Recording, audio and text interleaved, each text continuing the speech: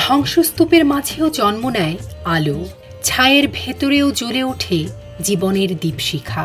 যুদ্ধের ধুলো মেখে থাকা গাজার আকাশে এক সকালে উঠেছিল অন্যরকম এক রোদ, আনন্দ আর আশার। দক্ষিণ গাজার ভেঙে পড়া ভবনগুলোর পাশ দিয়ে এগিয়ে চলছে এক ব্যতিক্রমী শোভাযাত্রা। সাদা, লাল আর সবুজে মোড়া ঐতিহ্যবাহী ফিলিস্তিনি পোশাকে ইমান হাসান লাওয়া, পাশে স্যুট পরা হিকমত লাওয়া। হাত ধরে হাঁটছেন তারা, ঠিক তাদের মতো সারিবদ্ধ আরও ৫৪টি নবদম্পতি। যুদ্ধবিধ্বস্ত গাজায় যেন এক টুকরো উৎসব নেমে এসেছিল।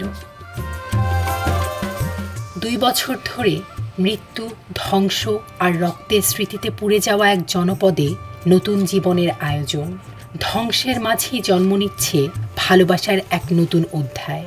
অনুভূতির কথা বলতে গিয়ে হিকমত লাওয়া বলেন, সবকিছুর পরেও আমরা নতুন জীবন শুরু করব। ইনশাল্লাহ এ যুদ্ধ এখানেই শেষ হবে। ইমান বলেন, বছরের পর বছর কষ্টের পর এই বিয়ে কিছুটা স্বস্তি এনেছে, কিন্তু যুদ্ধ কেড়ে নিয়েছে তার বাবা মা আর অনেক স্বজনকে। তাই এই আনন্দেও বেদনার ছায়া।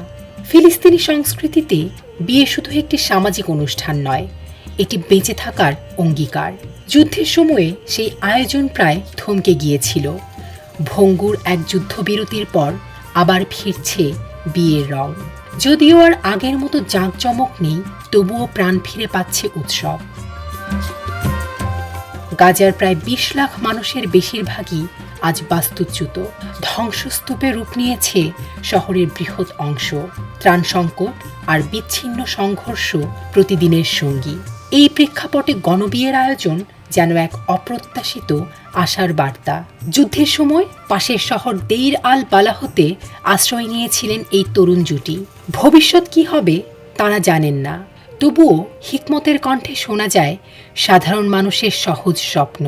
একটা ঘর, একটা চাকরি, একটা স্বাভাবিক জীবন।